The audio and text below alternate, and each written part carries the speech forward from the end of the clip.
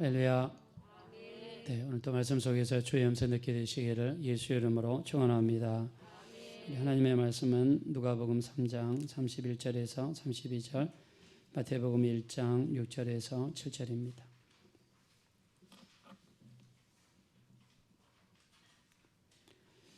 우리 다 같이 한번 합독하겠습니다. 시작. 그 위는 멜레아요, 그 위는 맨나요, 그 위는 마타다요, 그 위는 나단이요, 그 위는 다윗이요, 그 위는 이세요, 그 위는 오벳이요, 그 위는 보아스요, 그 위는 살몬이요, 그 위는 나손이요.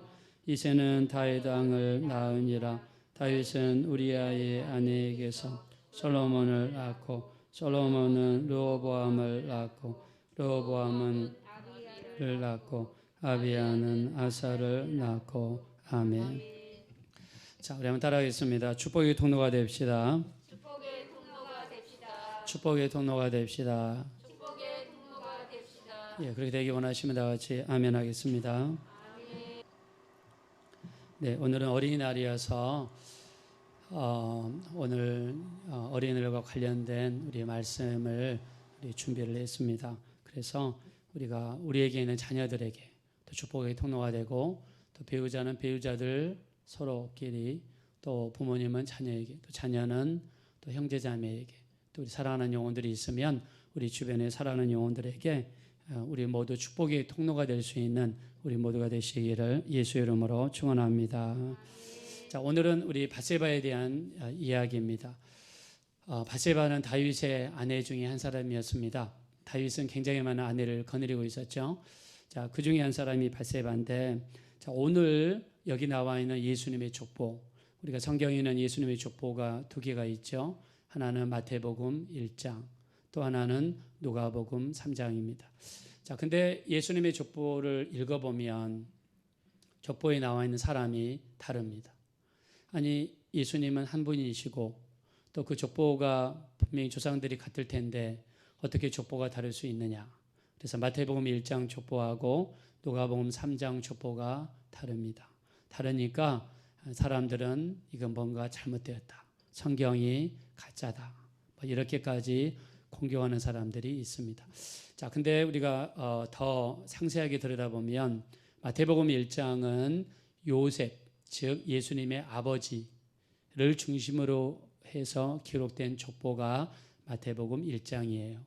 그 다음에 누가복음 3장은 예수님의 어머니 마리아를 중심으로 해서 어머니 쪽, 그쪽 계통의 족보를 기록한 성경이 누가복음 3장입니다.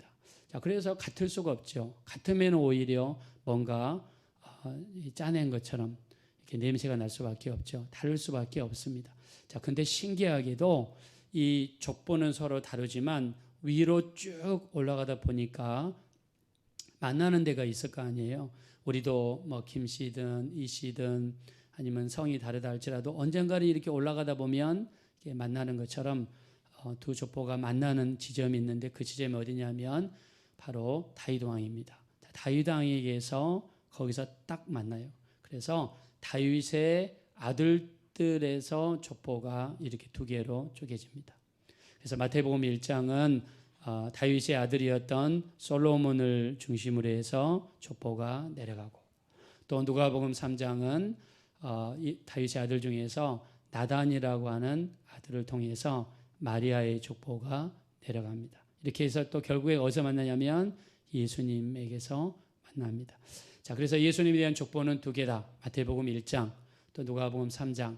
자, 마태복음 1장은 바로 요셉을 중심으로 기록되어진 족보고, 누가복음 3장은 마리아를 통해서 기록된 족보다. 자, 여기까지 우리 이해하셨죠? 자, 근데 이 다윗에서 이렇게 딱 만나는데 아들이 두 명이잖아요. 솔로몬, 그 다음에 나단. 자, 솔로몬은 우리가 너무나 잘 알고 있습니다. 지혜의 왕으로 알려져 있죠. 자, 근데 나단이라는 아들은 잘 알려져 있지 않습니다. 자, 근데 솔로몬과 나단을 키워낸, 솔로몬과 나단의 어머니가 누구냐면 공교롭게도 밧세바라고 하는 여자입니다.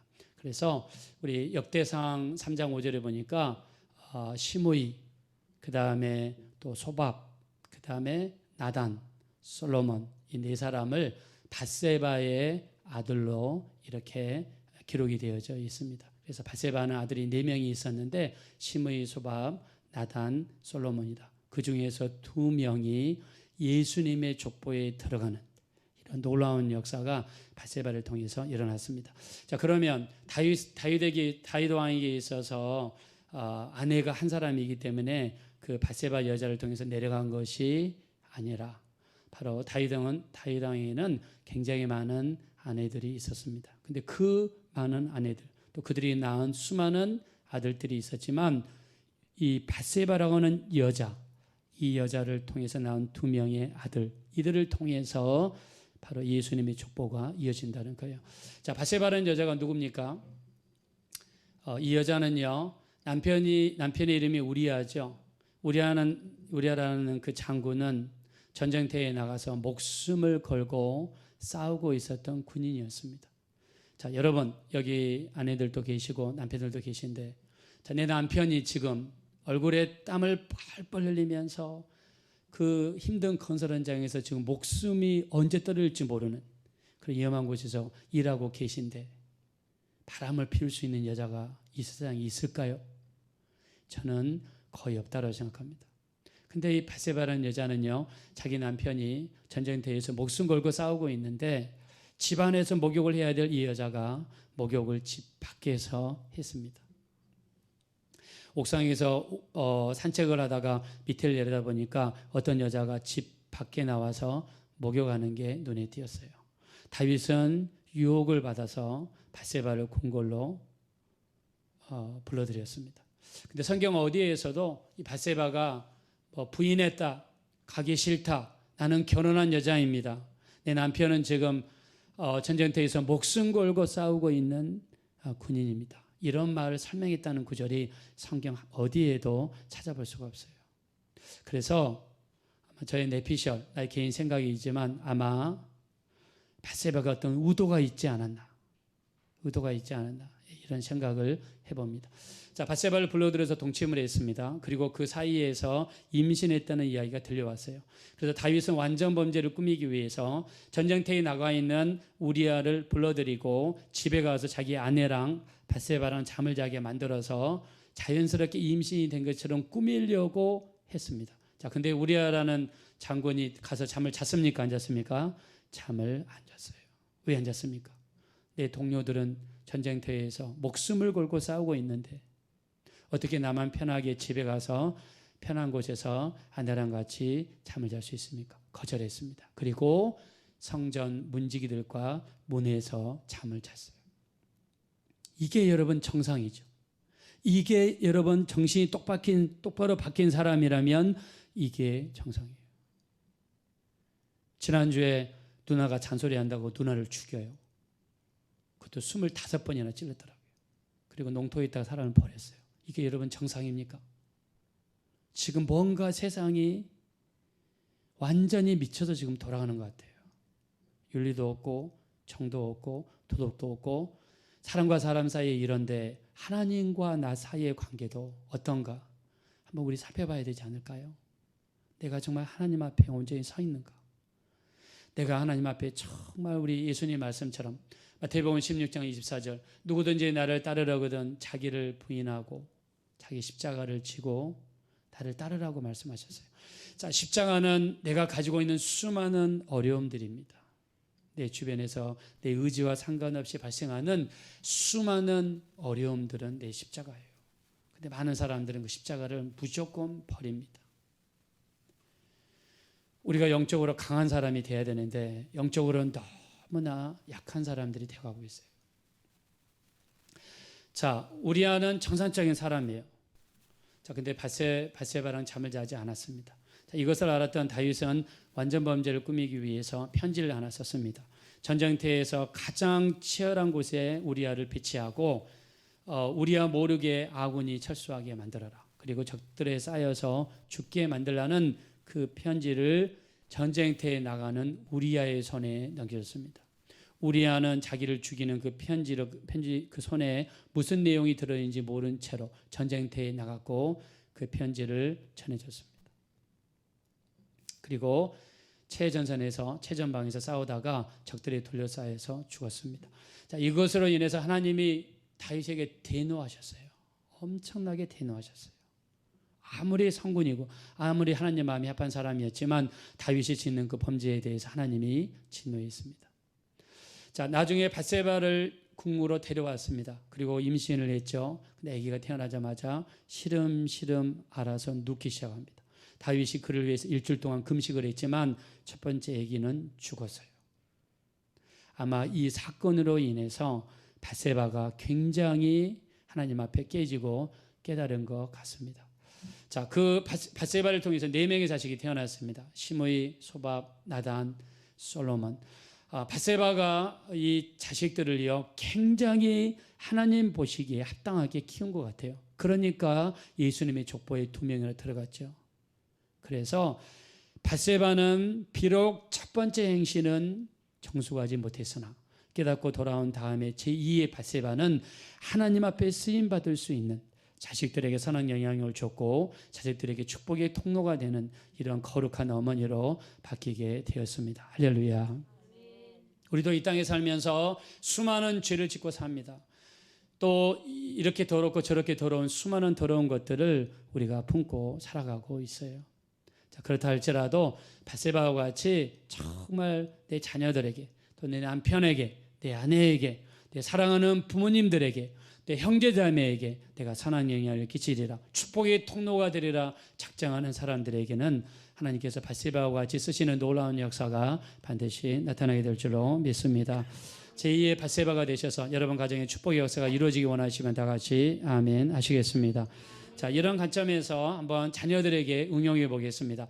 자, 우리 자녀들에게, 우리가 자녀들뿐만 아니라 배우자에게 또 다른 상대방에게 가장 중요한 것은 상대방을 인격적으로 대우하는 것입니다. 여러분, 아무리 어린아이라 할지라도 인격적으로 대우해 줘야 돼요. 아킬레스건이라든가 가장 마지막 자존심까지 건드리면 아이들이 상처받고 그 상처가 평생 갈 수 있습니다. 저희 조원이가 5살이 됐을 때요, 저희 조원이한테 제가 화를 막 냈습니다. 그리고 나서 제가 걔가 가장 못하는 거를 이야기하면서 옆에 아이하고 비교를 했어요. 그랬더니 얘가 갑자기 앉아서 울기 시작하더니 보통 때 같으면은 과자 줄게 뭐 까꿍 그러면 멈추는데 5분 지나도 10분 지나도 안 멈춰요. 1시간이 지나도 안 멈춰요. 아빠 나 너무해 그러면서 얘가 그러는데요. 얘가 우는 걸 1시간 이상 하니까 또 제가 마음이 너무 약해져 가지고 또 그냥 지하실에 내려가서 한번 회개하고 또 이제 회개하고 올라와서 이렇게 또 이렇게 뭡니까 격려하고 위로하고, 근데 그게 한 3일 정도 가더라고요. 근데 그때 제가 정말 너무 느꼈던 거는 아무리 어린아이라 할지라도 자존심은 건드면 안 된다. 진짜 그거를 전 뼈저리게 느꼈습니다. 자, 아이들은요, 우리가 물론 아이들뿐만이 아니겠죠. 부부 사이에도 마찬가지고 부모와 자식 간에도 마찬가지고 형제자매에도 마찬가지예요. 가까운 사람일수록 말을 함부로 할 수 있어요. 근데 함부로 뱉은 그 말은요, 상대편에게 큰 비수가 되어서 상처도 아주 깊은 상처를 내는 큰 상처를 남기게 됩니다. 절대로 자존심을 건들면 안 됩니다. 그래서 우리 에베소서 6장 4절에 이야기합니다. 또 아비들아 자녀들을 노엽게 하지 말며 주의 교훈과 훈계로 양육하라 라고 그랬습니다. 노엽게 하지 말아라. 그래서 우리가 어떤 일이 있어도 자존심을 건드려서는 안 됩니다. 자, 두 번째는요, 우리 자녀들은 내 거라고 생각하면 안 돼요. 여러분, 내 거라고 생각하면 안 됩니다. 그리고 내가 못다 이룬 꿈을 이루는 어떤 통로라고 생각하시면 안 돼요. 하나님께서 우리 자녀들에게 주신 독특한 탤런트가 있고요, 그를 향하신 하나님의 또 다른 계획이 반드시 있을 거라고 믿습니다. 그래서 내가 강요해서도 안 되고 내 꿈을 이루는 도구로 사용해서도 안 되고 또 내 자녀를 내 거라고 하시면 안 돼요. 누구 겁니까? 내 게 아니라 하나님의 것입니다. 시편 127편 3절에 보니까 자식들은 하나님께서 주신 기업이요 또 태의 열매는 그의 상급이로다 라고 했습니다. 자식들은 하나님이 주신 기업이에요. 기업이라는 것은 해서만 기업이 아닙니다. 우리가 이 땅에서 하는 모든 일이 기업이에요. 자식은 하나님 주신 기업이란 말은 소유권이 우리에게 있는 것이 아니라 하나님께 있다는 것을 말씀하신 거고, 그러면 하나님께서 이 땅에서 육체적인 어떤 관계를 통해서 내게 맡겨주신, 나는 우리 자식들에 대한 청직이라는 것입니다. 하나님 왜 맡겨주실까요? 말씀으로 양육하라고. 아까 에베소서 6장 4절 말씀처럼 주의 교훈과 훈계로 양육하라고 우리에게 맡겨주신 하나님의 기업이 되는 줄로 믿습니다. 하나님의 거예요. 내 마음대로 때리면 안 돼요. 내 마음대로 욕하면 안 돼요. 내 마음대로 여러분이 차주의해서는 안 됩니다. 자식에 대해서 인격적으로 대하고 정말 하나님의 것이라는 그런 마음을 가지고 기도와 말씀으로 우리 모두 양육해야 될 줄로 믿습니다. 자, 그리고 우리는 우리 자식뿐만 아니라 배우자, 또 형제자매, 또 교회에서 성도들에게 어떤 일이 있어도 축복하는 말을 해야 됩니다. 축복하는 말. 자, 우리 한번 옆에 있는 분들한테 고백하겠습니다. 예수 이름으로 사랑합니다. 축복합니다. 감사합니다. 우리 한번 우리 축복하게 되시기를 예수 이름으로 축원합니다.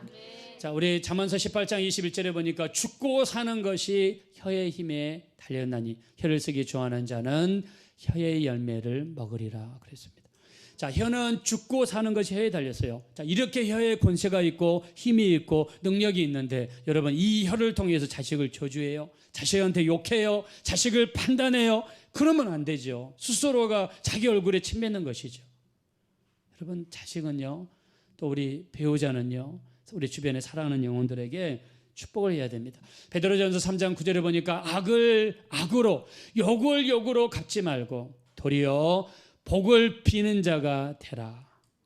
이것을 위하여 내가 부르심을 받았으니 이는 복을 이어받게 하려 하심이라. 할렐루야. 악을 악으로, 욕을 욕으로 막 화난다고 내 마음의 감정이 막 안 좋다고 그래서 막 욕해버리고 악을 바래버리고 하면 안 된다는 거예요. 축복하는 자, 복을 비는 자가 되라, 이렇게 말씀했습니다.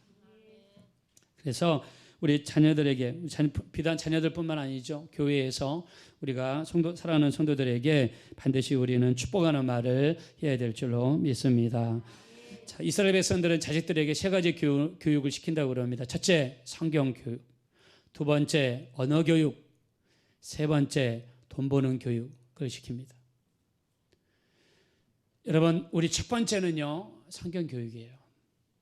유태인들을 보세요. 유태인들은 유태인 본토에 사는 사람들, 제가 그 위키피디아에 들어가 찾아보니까 이스라엘 본토에 사는 사람들은 900만, 전 세계에 흩어진 유태인 디아스포라까지 다 합치면 1600만에서 1700만. 지금 2021년 기준으로 전 세계 인구가 80억. 전 세계에서 유태인 인구, 해외, 국내 다 포함해서 차지하는 비율이 0.2%입니다. 우리나라 인구는 약 5,100만이죠. 우리나라보다도 적어요. 우리나라 여기 이 국내에 사는 인구가 5,100만. 해외에 나가 있는 코리안 디아스포라는요, 약 780만, 800만 정도 돼요. 그 중에서 미국에 200만, 캐나다에 30만 정도 살고 있어요. 근데 유태인 인구가 전 세계에서 0.2%밖에 되지 않는데, 노벨상이 만들어진 이후로 전 세계 노벨상 수상자의 30%가 유태인이에요. 우리나라는 아직 노벨 평화상 빼고는 한 명도 없습니다. 인구가 5천만이 넘는데 한 명도 없어요. 이스라엘에 가면은요, 노벨상 거리가 있다고 합니다. 그래서 그 사람들을 이렇게 축하하고 기린다고 하는데, 유태인들이 대단해요. 제가 캐나다에 있을 때 보니까 뉴욕시, 저도 뉴욕을 한번 가봤는데요, 뉴욕에 가면 수많은 마천루가 있잖아요. 그 많은 빌딩 주인들이 대부분 유태인들이에요. 영화 산업을 보니까 영화 산업을 꽉 잡고 있어요. 워너브라더스, 20세기 폭스, 유니버셜, 그 다음에 패러마운트 다 잡고 있어요. 미국에서 영화를 만들어서 배급하려면 유태인들한테 손을 안 내밀면 배급이 안 돼요. 제가 캐나다 살 때 우리 집사님이 그러더라고요. 옷을 만들어서 이렇게 유통망에 연결해서 팔려고 그러면 유태인들한테 손을 안 내밀 수가 없대요. 그런 데를 다 잡고 있어요. 전 세계 큰 메이저 석유회사 5개 중에서 3개 유태인 겁니다. 전 세계 7대 곡물회사 7개 중에서 유태인들이 다 가지고 있어요. 미국의 모든 신문방송 다 잡고 있습니다. 워싱턴 포스트, 뉴욕 타임즈, 그다음에 AP 방송, 그다음에 타임지, 미국의 유명한 방송들 다 잡고 있습니다. 여러분이 잘 아는 마이크로소프트, 그다음에 구글, 페이스북 다 유태인들이 잡고 있어요. 핸드폰에 들어가는 CPU 바로 퀄컴에서 만들죠. 그것도 유태인 거예요. 유태인들이 다 잡고 있습니다. 그래서 그 이유를 어디서 찾느냐? 첫째, 성경 교육이에요. 성경 교육입니다. 우리 하나님의 말씀을 유태인들은 태어나자마자 남자애들이 5살이 되잖아요. 그러면 창세기, 출애굽기, 레위기, 민수기, 신명기 5권이죠. 모세가 기록했으니까 모세 오경이라고 그럽니다. 이거를 5살부터 13살 될 때까지 암송을 시켜요. 그래서 13살이 되면 바 미츠바, 바는 아들이라는 뜻이에요. 바세바 할 때 밭은 딸이라는 뜻이에요. 근데 바 미츠바, 바로 성인식을 열어줘요. 성인식을 열어가지고 이 어깨에다가 아들을 그냥 메고, 저도 주원이랑 같이 한번 가서 봤는데 그냥 13살이 됐을 때 그냥 무등을 태우고 둥실 두둥실 하면서 막 축하해주고, 그냥 친척들이 와가지고 이 호주머니에다가 돈을 찔러주고, 그 돈을 가지고 뭐 하냐 봤더니 주식을 사더라고요. 13살짜리가. 그런 돈에 대한 관념을 갖게 해주는 거예요. 그런 걸 아주 그냥 훈련을 시키더라고요. 그래서 성경을 철저하게 암송을 시킵니다. 왜 성경을 암송을 시키냐? 바로 신명기 6장 4절부터 11절에 보면 그 쉐마에 대해서 나와 있죠. 쉐마는 들으라는 뜻인데, 이스라엘아 들으라. 우리 하나님 여호와는 유일한 여호와이시니 너희는 마음을 다하고 뜻을 다하고 힘을 다하여 너희 하나님을 사랑하라. 오늘 내가 내게 명하는 이 말씀은 너는 마음에 새기고, 마음에 새긴다는 것은 말씀을 암송한다는 뜻이죠. 너희 자녀들에게 부지런히 가르치며 집에 있을 때든지 길을 걸어갈 때든지 누워 있을 때든지 일어날 때든지 이 말씀을 강론할 것이며, 말씀을 손목에 메고 이마에 붙이고 또 집 문설주와 바깥문에 기록할지니라. 말씀을 이렇게 이 이스라엘 사람들은 가까이 하고 말씀을 이렇게 마음에 새기고 강론하고 자녀들에게 부지런히 이 말씀을 가르칩니다. 그래서 우리 자녀들뿐만 아니라 배우자들에게, 또 집에 있는 사람들에게, 우리 교회에서도 마찬가지죠. 우리는 부지런히 말씀을 가까이 하고 말씀을 강론하고 말씀을 우리 사랑하는 영혼들에게, 우리는 그들에게 주입시키고 전해주는 역할을 반드시 해야 될 줄로 믿습니다. 말씀을 여러분 가르쳐야 돼요. 그래서 여러분 사라를 보세요. 이 세상에 있는 모든 여자들은요, 자기 자식을 정말 사랑합니다. 여러분, 자기 자녀들 안 사랑하는 엄마가 어디 있어요? 그 다음에 본능적으로 자기 자녀들을 지켜요. 이 어머니들이 자식을 어떻게 키운가? 아무리 힘들고 못 살고 못 먹고 힘들어도 어머니들은요, 자식을 이렇게 키웁니다. 여러분, 옛날 우리 한국교회입니다. 옛날에는 여러분 지금처럼 의자도 없어요. 그다음 방석도 없습니다. 옛날에 힘들고 어려울수록 어머니들이 어떻게 했습니까? 어머니들이 교회 가서 그 자식들을 데리고 교회 가서 봐줄 사람이 없으니까 얼마나 자식들을 위해서 이렇게 기도하면서 우리가 살았는지 모릅니다. 여기 보시면 이 어머니 얼굴을 보세요. 잘 보이실지 모르겠는데 등에는 아기를 얻고, 또 첫 번째는 엄마가 기도하는 옆에 앉아가지고 저렇게 자식들을 축복해달라고 기도했어요. 저는 우리 대한민국이 한강의 기적이라고 그러는데, 물론 우리 대한민국 모든 국민들이 열심히 했지만 우리 한국교회 정말 이렇게 새벽마다 가서 기도하고, 또 정말 예배 시간마다 이렇게 기도하고, 저 딱딱한 바닥, 방석도 없고 마룻바닥입니다. 저렇게 나가서 기도했던 어머니들이 계시기 때문에 오늘날 우리 이런 자녀들이 있게 된 줄로 믿습니다. 그래서 여러분, 저기 앉아 계신 어머니처럼 여기 계신 우리 부모님들, 아니면은 우리가 배우자에게 또는 형제자매에게 우리가 저렇게 예수가 힘써서 기도해 줄 수 있는 우리 모두가 되어져야 될 줄로 믿습니다. 꺼주시기 바랍니다. 네, 그래서 우리 이 창세기 21장에 보면 우리 사라와 하갈에 대한 이야기가 여러분 나와 있어요. 자, 모든 어머니들은 자기 자식을 사랑한다고 그랬죠. 그리고 너무너무 본능적으로 자기 자식을 지킨다고 그랬어요. 사라에게는 이삭이 있습니다. 이삭이 이스마엘에 의해서 놀림을 받고 희롱을 당할 때 본능적으로 이삭을 지켰어요. 우리가 하갈도 마찬가지입니다. 이스마엘을 데리고 광야 가운데 가서 물이 없어가지고 자기 아들 이스마엘이 죽어갈 때 그 죽어가는 모습을 너무 볼 수가 없어서 우리 창세기 21장 16절에 보니까 화살 한 바탕 거리쯤 떨어진 데 가가지고 자기의 아들 이스마엘은 관목덤불 아래에다가 놓아두고 자기 아들 죽어가는 아들을 위해서 성경이 어떻게 기도했느냐, 우리 개역 한글에 보면 방성대곡이 했다고 그랬어요. 방성대곡이 뭡니까? 체면염치 다 버리고 죽어가는 아들을 살려달라고 하나님 앞에 부르짖는 그 기도의 모습을 성경에서는 방성대곡이라고 표현했습니다. 여자들은요, 자식이 죽어가는 걸 볼 수가 없어서 눈물 콧물 흘려서 기도했던 분들이 바로 여자들입니다. 근데 사라는 자기 아들 이삭을 지킬 때 어떻게 지켰어요? 하나님의 말씀으로 지켰어요. 그러나 하갈은 자기 아들 이스마엘을 어떻게 지켰어요? 육체적인 목적을 위해서만 지켰습니다. 우리 창세기 21장 20절 보니까 이스마엘은 광야에서 거주하며 활 쏘는 자가 되었더라.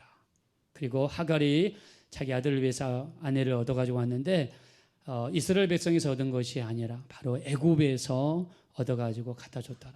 이렇게 표현했습니다. 결과는 어떻습니까? 말씀으로 키우고 말씀으로 지켰던 그 아들 이삭은 하나님의 사람, 믿음의 사람, 말씀의 사람으로 나중에 승리하는 사람이 되었지만 이스마엘에는 광야에서 활을 쏘며 육체적인 사람으로 바뀌고 말았습니다.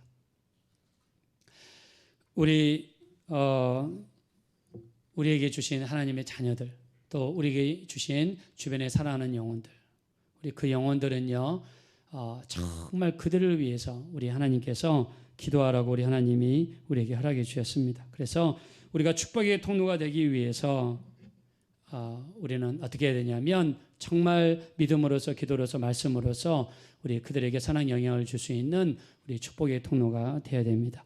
자, 솔로몬은요, 어머니의 이런 모습을 보고 자랐던 것 같아요. 여러분, 솔로몬이 지은 성경이 뭡니까? 대표적인 성경이 잠언서죠. 자, 솔로몬은 그때 당시에 아버지로부터 물려받았던 수많은 재산도 있고 군사력도 있고 영토도 있고 지금으로 치면 절대 군주라고 할 수 있는 그런 왕이었어요. 자기가 마음먹으면 못할 일이 없고 하고 싶으면 가지고 싶으면 무엇이든지 가질 수 있는 능력이 있는 사람이었어요. 자, 근데 솔로몬이 잠언서 14장 1절에 뭐라고 고백한지 아십니까? 잠언서 14장 1절에 지혜로운 여자는 집을 세우지만 미련한 여자는 그 집을 허문다라고 표현했습니다. 솔로몬이 가만히 보니까 집을 세우고 집을 형통하게 하고 집을 잘되게 하는 것은 왕이 아니더란 말입니다. 왕의 힘이라든가 왕의 능력으로 되는 것이 아니란 말입니다. 내 어머니를 보니까, 밧세바를 보니까 정말 지혜로운 여자가 집을 세운다는 것을 알았습니다. 그래서 잠언서 14장 1절에 지혜로운 여인이 그 집을 세우지만 미련한 여자는 그 집을 허문다라고 이렇게 이야기했습니다. 잠언서 마지막 장이 몇 장입니까? 31장이죠. 31장 10절에 뭐라고 했습니까? 누가 연숙한 여자를 찾아 얻겠느냐? 그 값은 진주보다 귀하니라 그랬습니다. 현숙한 여자는 진주보다 귀하다고 잠언서 마지막 장에다가 썼어요. 그럼 현숙한 여자가 누굽니까? 현숙한 여자가 돈 많은 여자입니까? 예쁜 여자입니까? 고운 여자입니까? 아닙니다. 잠언서 31장 30절에 보니까 뭐라고 표현했냐면 고운 것도 거짓되고 아름다운 것도 헛되나 오직 여호와를 경외하는 여자는 칭찬을 받을 것이니라. 할렐루야. 여러분, 고운 것 시간 지나니까 다 쭈글쭈글해지더라고요. 아름다운 것 젊을 때 잠깐 순간입니다. 근데 칭찬받고 정말 현숙하고 하나님이 기뻐하는 여자는 누구냐면 하나님을 경외해서 말씀대로 순종하며 나의 의지와 나의 고집과 내 모든 뜻을 꺾고 하나님의 말씀에 순종해서 사랑하는 그 여자를 통해서 그 집을 세우시고 그 집을 축복하시고 하나님께서 인도해 주시는 줄로 믿습니다. 그래서 밧세바가 그런 의미에서 밧세바라는 여자 처음엔 행실이 정숙하지 못했다 할지라도 정말 자기에게 주신 자식 내 것이 아니라 하나님의 것으로 생각했고 기도와 말씀으로 키워서 예수님의 축복에 들어가는 이 놀라운 역사를 이루었습니다. 모세는요 죽기 전에 이스라엘을 축복했습니다. 그의 축복은 이렇습니다. 민수기 6장 24절부터 26절에 보니까 여호와는 너에게 복을 주기 원하며 너를 지키시기를 원하며 여호와는 그 얼굴을 내게 향하여 비추사 은혜 베푸시기를 원하며 여호와는 그 얼굴을 내게로 향하여 드사 평강 주시기를 원하노라. 저도 오늘 여러분을 축복하겠습니다. 하나님께서 여러분에게 복을 주시고 지켜주시기를 간절히 축복합니다. 하나님께서 그 얼굴을 여러분에게 비추셔서 은혜 베풀어 주시기를 축복합니다. 하나님께서 여러분 가정과 여러분 삶 속과 여러분 자녀들 속에 배우자들 속에 또 여러분 형제자매들 속에 평강이 넘치기를 예수 이름으로 축원합니다. 자, 은혜 받은 사람이 이 민수기 6장 24절부터 26절을요 노래로 만들었습니다. 우리 한번 하나님 앞에 찬양하면서 하나님